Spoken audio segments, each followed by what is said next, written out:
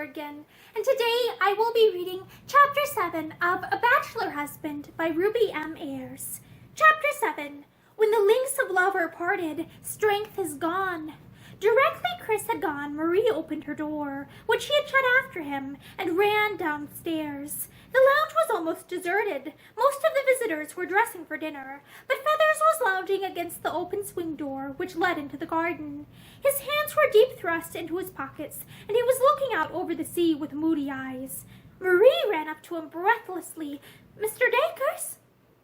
He turned at once. "Yes?" He noticed the flushed agitation of her face. "Is anything the matter?" he asked in swift concern.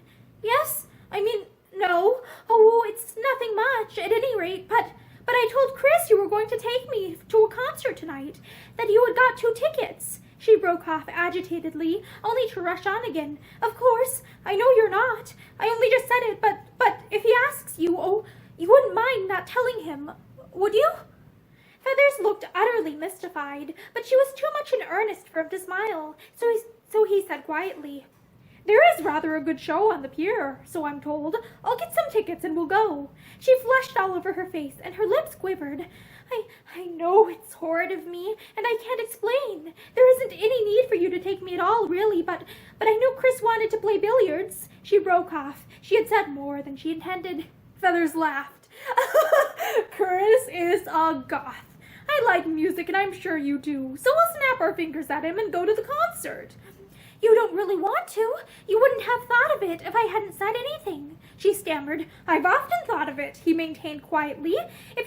If the truth must be told, I'm very fond of music, so it will be a kindness if you let me pretend that I'm only going to please you." There was a little silence. Then Marie slipped her hand into his with a long sigh of relief. "Oh, you are a dear," she said, and fled away before he could answer. She went up to her own room and hurried with her dressing. She did not want to go to the concert in the very least. It had cost her a great deal to refuse Chris's offer of that moonlit walk, but in her heart she knew that he had only suggested it as a reparation for his forgetfulness of last night, and her pride would not allow her to accept. If he had wished to go with her, he would not have forgotten. She knew Chris well enough to know that he never forgot a thing that he wished to remember, and there was a little choking lump of misery in her throat as she hurriedly changed her frock. Chris was very punctilious about dressing for dinner. It was one of his pet snobberies, so Feathers declared, for Feathers himself had a fine disregard of appearances and of what people thought. But tonight even he struggled into a dinner jacket, and half strangled himself in a high collar in honor of Marie.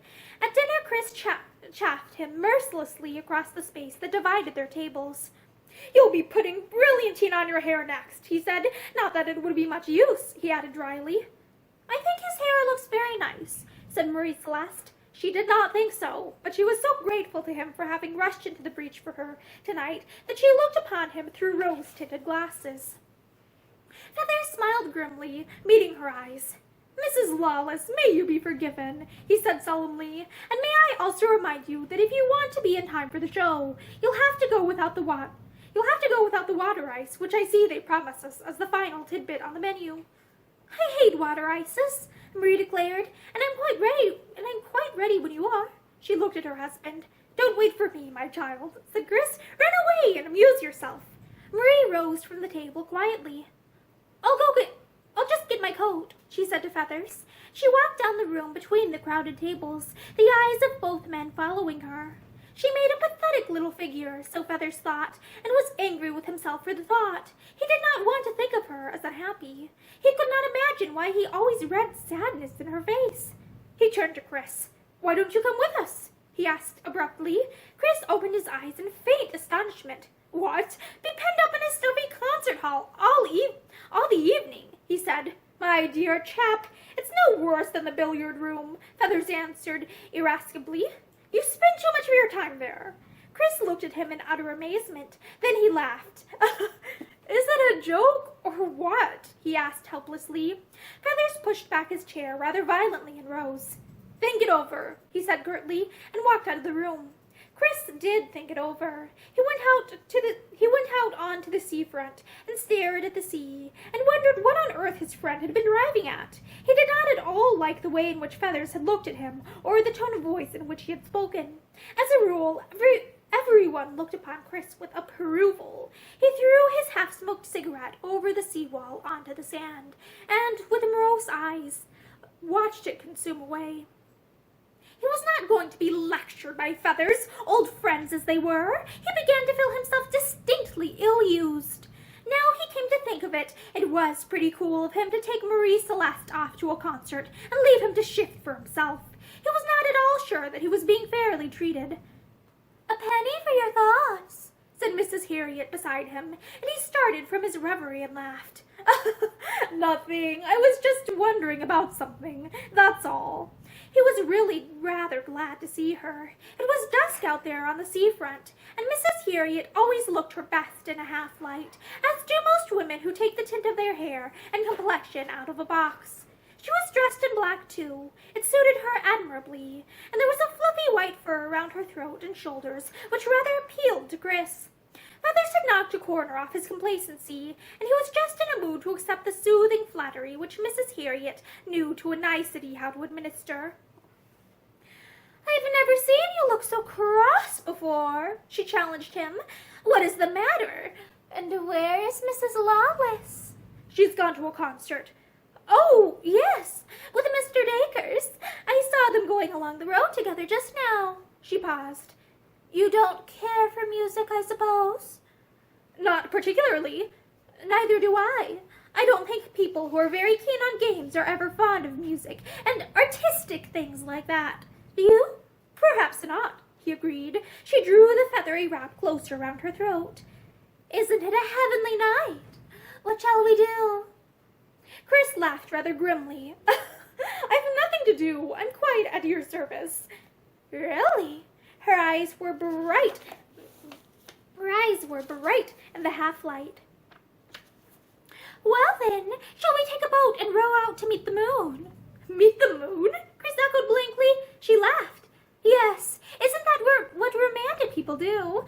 I know I'm not a romantic person, but I'm going to pretend to be, just for one night." She laid her hand on his arm. "Do! It will be such fun." Her excitement was rather infectious, and after the smallest hesitation, Chris yielded. "Oh, all right. Can we get a boat?" "Of course we can."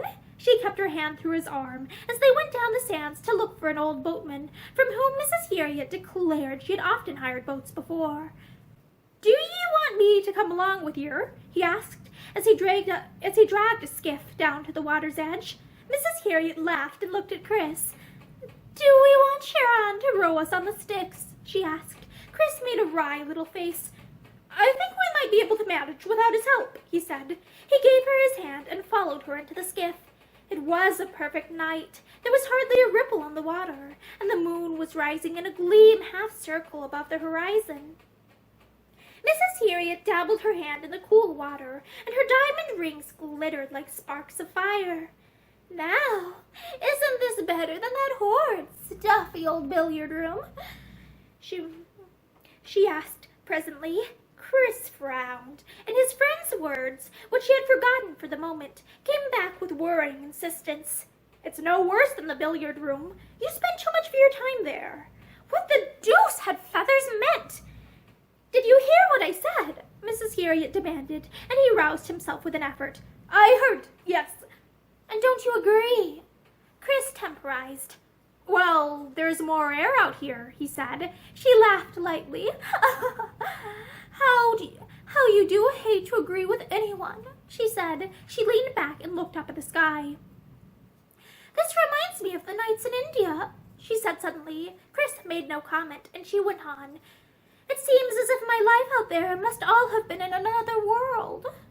"Time passes so quickly, doesn't it?" said Chris absently. He had never seen her in this mood before, and it rather bored him.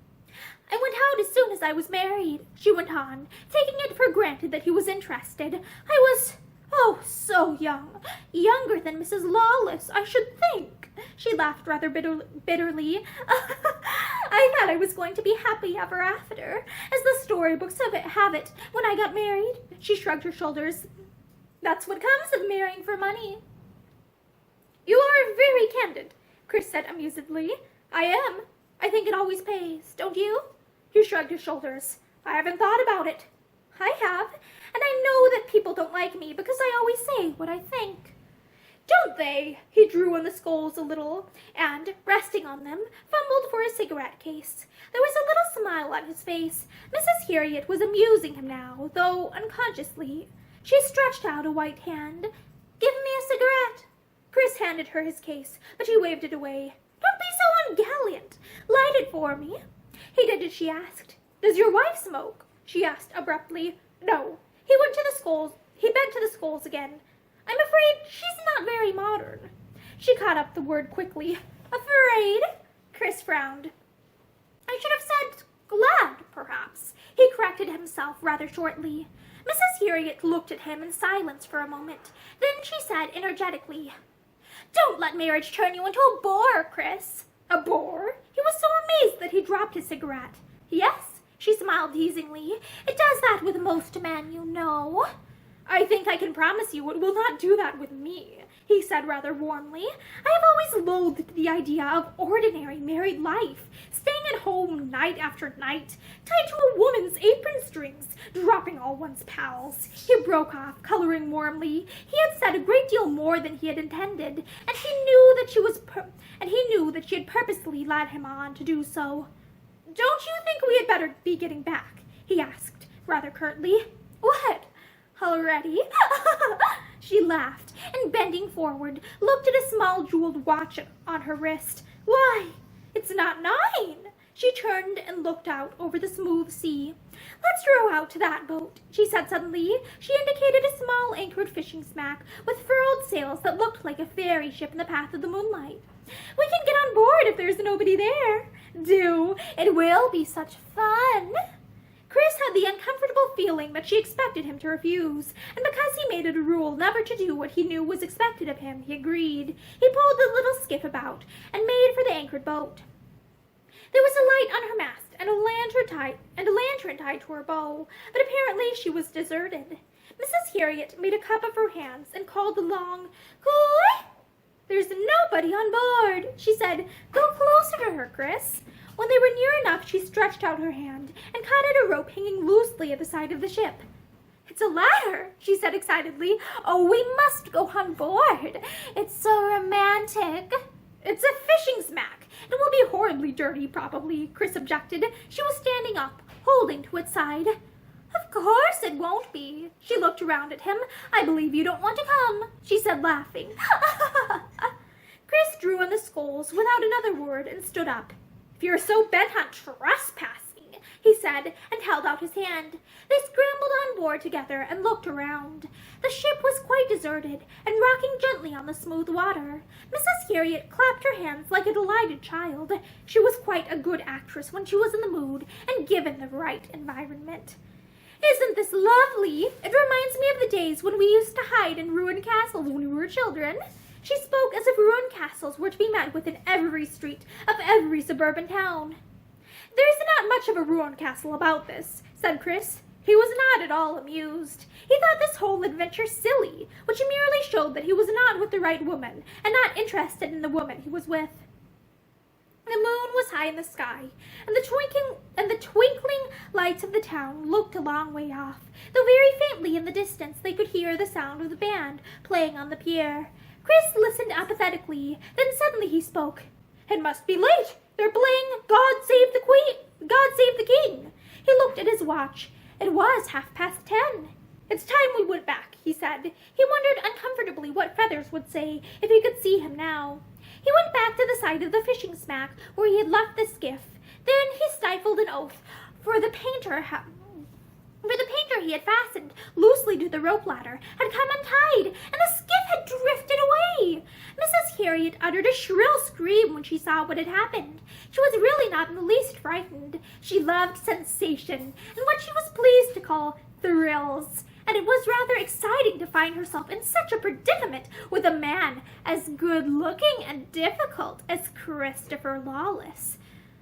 Whatever shall we do? She demanded in horror, and then, with a quick glance at his face, Oh, you don't think that I should... You don't think that I let the boat go on purpose? She had not done so, but probably would have done had it occurred to her. Chris answered vehemently that such an idea had never entered his head, which was the truth. He was far too indifferent and unsuspecting to credit her with such an action. But what on earth are we to do? She asked again, and Chris laughed rather mirthlessly. I must swim out and bring it back, of course. He took off his coat as he spoke, and Mrs. Harriet screamed afresh. Oh, no! You might be drowned! The water looks awful in the moonlight. What will become of me here alone if anything happens to you? Nothing will happen to me or you, said Chris impatiently, and we can't stay here all night, can we? He shook off her detaining hand and clambered up the ship's side. Mrs. Harriet hid her face. I shall go mad if anything happens to you, she said hysterically. Chris dived without answering. He came up breathless and spluttering. The water was very cold, and he was hampered by his clothes, but he got hold of the skiff and dragged it back to the ship's side, clambering up again by the rope ladder. You'll take your death of cold, said Mrs. Harriet tragically, but she did not attempt to touch him again. In his drenched condition, he did not look very romantic, with his collar as limp as muslin and his hair plastered down on his forehead. It was so brave of you, she murmured. It was folly ever to have come, Chris said. He steadied the skiff while she climbed back into it. Then he followed and pushed off. What in the world will people say? Mrs. Harriet asked hysterically. Chris looked at her. His teeth were chattering a little. What can they say? It was an accident. I know, but they won't believe it. People are so uncharitable. His face darkened. I don't understand you. She looked a little ashamed. It is so late, and for you and I to be out here alone. Chris pulled harder at the sculls. He knew there was something in what she said, but he answered doggedly. They must believe what they choose, that's all. She covered her face with her hands. I can't face it, she whispered. I've always hated scandal. And, oh, what will your wife think, Chris? Chris bit his lip. He had forgotten Marie. She will believe what I tell her, he answered at last quietly, and if you prefer, I can land you further down the beach away from the hotel, so that nobody will know we were together. I dare say I can get in and change my things without being seen. She broke out into gushing thanks. Oh, I never thought of that. Of course, it will be all right. Nobody saw us come out together. I can go in through the garden door. Very well. He did not speak again until they were close in shore. Then he said, I can bear her here. You will not mind going back to the hotel alone. Oh, no, but Chris, you can't. You simply mustn't tell your wife. He looked up at her with cold eyes. I don't understand you. I know you don't, because you're so nice, so straight. But can't you see, on your honeymoon, it will look so bad, and I'm sure she will be jealous. People with dark eyes like hers are always dreadfully jealous. Her eyes fell before his steady gaze. She will hate me, she whispered, and I don't deserve it. You know that. There was a little silence then. Very well, said Chris shortly. I will not tell her. He waited till she was safely up the beach. Then he pulled out to sea again and came ashore lower down. The owner of the boat was not to be seen, and Chris tied it up securely and ran for the hotel. If only it had been a dark night, he thought as he ran. The cursed moon made everything so light. But he got into the garden without being seen, by keeping well in the shadow of trees and bushes, and had almost reached the door when he ran right into Feathers. Chris swore under his breath. He would have gone on without speaking, but Feathers caught his arm. Hello! And then, good Lord, Chris, you're soaking wet. Not another accident, surely. Who have you pulled out this time? Myself. I went out in a skiff and the damn thing upset. He told the lie badly, and, conscious of the fact, he went on hurriedly. Here, I want to change. I'm as cold as blazes. You needn't say anything to Marie. It will only upset her. Feathers stood aside silently, and Chris went up to his room. He had never felt so uncomfortable in his life. He had a hot bath before he got into dry clothes. Moonlight might be romantic, and all the rest of it, he told himself, but a moonlit bath was not exactly pleasant. He cursed Mrs. Harriet under his breath and his own folly. He could not imagine what had possessed him to go out with her. He congratulated himself for having bluffed Feathers, for he knew Feathers hated Mrs. Harriet. He rang for a hot whiskey and went to Marie's room. He could hear her moving about inside and tapped at the door. "Come in." He turned the handle. He wondered if he could explain things to her as effectually as he had done to Feathers. Somehow he rather doubted it. Marie had a way of looking into his very soul. She still wore the frock she'd worn at dinner that night, and was sitting at the window looking out at the moonlight. Chris went forward. "Did you think I'd got lost?" Did you think I'd got lost? He asked lightly. He stood beside her, leaning his shoulder against the window frame.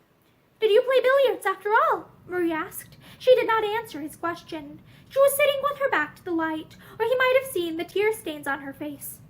"No." He looked away from her and up at the moon with vindictive eyes. "I took a skiff out and got upset." He laughed awkwardly. "Got upset?" Her voice was full of alarm. "Oh, Chris, you might have been drowned." "When I was born to be hanged?" he queried. "Never, my child.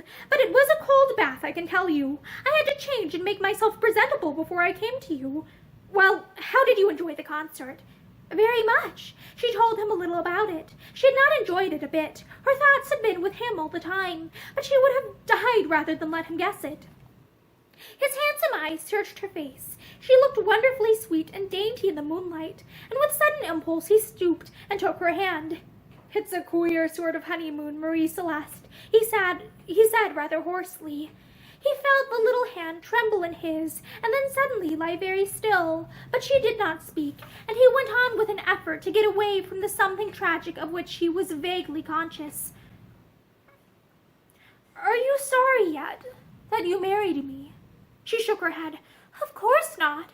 He let her hand go, chilled by her words. "There are heaps of other fellows in the world, better than I, who would have made you happier," he said. She laughed at that, a little broken laugh of amusement. "There is nobody else I would have married," she said faintly. "You say that now, but you're such a kid. In a year or so, you'll think very differently." "Perhaps you will too," she told him with trembling lips. Chris laughed scornfully. I've never been a woman's man, you know that."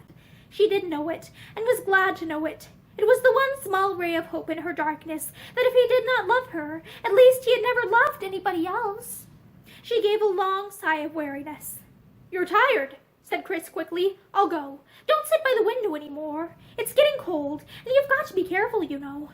"Very well," she said, as she rose obediently, and he drew the window down. They looked at one another silently. Then Chris said, "Good night, Marie Celeste." "Good night." Her voice was almost inaudible, and, moved by some impulse he could not explain, Chris laid his hands on her shoulders. "Kiss me, will you?" She turned her face away sharply. I'd rather not." "Very well. Good night." He went out of the room without another word, and Marie stood where he had left her, staring helplessly at the closed door. He had asked her to kiss him, and she had refused, though her whole heart and soul had longed to say yes. Had she been wrong? She did not know. She had tried so hard all along to do only the best thing for his happiness, and yet she had been miserably conscious of the hurt in his face as she turned her own away. Should she go after him and ask him to come back? She longed, yet feared to go. Perhaps he would only kiss her in the old careless way, as a brother might have done, and it was not that sort of kiss she wanted.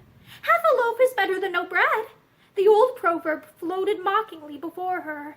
But half a loaf was no good to her, starving for love as she was. Better die, she thought passionately, than have anything less than all. Twice she went to the door and turned the handle, but each time she came back again to pace the room restlessly. He had not really wanted to kiss her, or he would not have asked. He would have taken it without waiting for so poor a thing as her permission. Her cheeks burned as she thought of this humiliating fortnight which people were calling her honeymoon. She had hardly seen Chris. It was Feathers who had been her chief companion. Good, Kind Feathers, with his ugly face and his heart of gold. Did he know, she wondered, what sort of a marriage hers was? If so, he had never let her guess by word or look that he knew, and once more she fell back on her old desperate hope. I shall get used to it. I must get used to it. She had been married a fortnight now, only 14 days, but they seemed like years. The pain had not lessened, and the weary, aching disappointment was still as keen. And sudden revolt rose in her mind. She had as much right to her happiness as anyone else. After all, what was the use of straining after the unattainable? Why not take what the gods gave and be thankful? She opened the door again and looked out onto the landing. She knew that Chris's room was the one next to hers, with a communicating door which she had locked on her side. The outer door was not quite closed now, and she could see a thin streak of light through the opening. She drew the door of her room to behind her and stood there in the subdued light of the passage, her heart beating fast, her lips quivering nervously. She had put out her hand tremblingly to knock at his door when suddenly she heard his voice from within, speaking angrily. Look here, I'm not going to be lectured by you, and that's final. The Lord only knows why you've suddenly climbed into the pulpit like this. If you say you saw me with Mrs. Harriet, it's no use denying it, but it's nothing to do with you, and I'll thank you to mind your own confounded business. It was an accident that the skiff drifted away, I tell you, and it's a darned lucky thing I could swim, or we should have been left on that infernal boat all night, and then you would have had something to talk about. But as it is, he broke off, and there followed the angry slamming of a drawer. Then Feathers spoke, quite quietly and without any anger. It's no use losing your temper, Chris. It was the merest chance that I happened to see you, and, as you say, it's no business of mine. But as Mrs. Harriet is the class of woman she is, I say that you ought to tell your wife the truth. You can't trust Mrs. Harriet. She'll make the devil's own mischief one of these days. Chris said, Rot! With violence. What do you mean, the class of woman Mrs. Harriet is? She's a friend of mine. He did not care in the least what Feathers said of Mrs. Harriet, but the sheer cussedness of his nature drove him to defend her. If Feathers had adopted the other attitude, Chris would have veered round instantly. But for once Feathers forgot to be tactful. He was burning with anger against his friend, more for Marie's sake than for any other reason. He could not understand the circumstances of this marriage at all, though little by little he was beginning to see that there was nothing of real affection about it. He said again vehemently, It's your duty to tell Mrs. Lawless the truth. Supposing somebody else saw you besides myself. A nice garbled version of it she might hear. It could be worked up properly, I can tell you. Moonlit night, and you two out there on an empty yacht, or smack, or whatever it was. He laughed cynically. What the devil you want to knock about with that woman with... He laughed cynically. What the devil you want to knock about with that woman for beats me. She's made up. She's bad form. She's everything objectionable. Chris laughed defiantly. He was furious at being hauled over the coals in such a manner, more especially as Feathers had never made the slightest attempt to do such a thing before. She amuses me anyway, he said violently. She doesn't bore me to death, as the rest of her sex do, and you can put that in your pipe and smoke it. The rest of her sex. The words hammered themselves into the numbed brain of poor little Marie Celeste as she stood there in the passage, not daring to move. The rest of her sex? That included her, then. That must include her. Oh, how could he be so cruel? How could he, when she loved him with every beat of her heart? She crept back into her room, feeling as if her husband's harsh words had been actual whips, beating her and bruising her. He not only did not love her, but he preferred Mrs. Harriet? He had been out there with her on the moonlit sea, while she, Marie Celeste, fell face downwards on the bed, crushing her face into the pillow so that her broken-hearted sobbing might not penetrate the locked door and reach her husband's ears. He hated tears so much. Scenes always made him so angry. And that is the end of Chapter 7 of A Bachelor Husband by Ruby M. Ayres. Thank you for listening to this chapter with me, and I hope you will join me again soon for many more. Have a great day.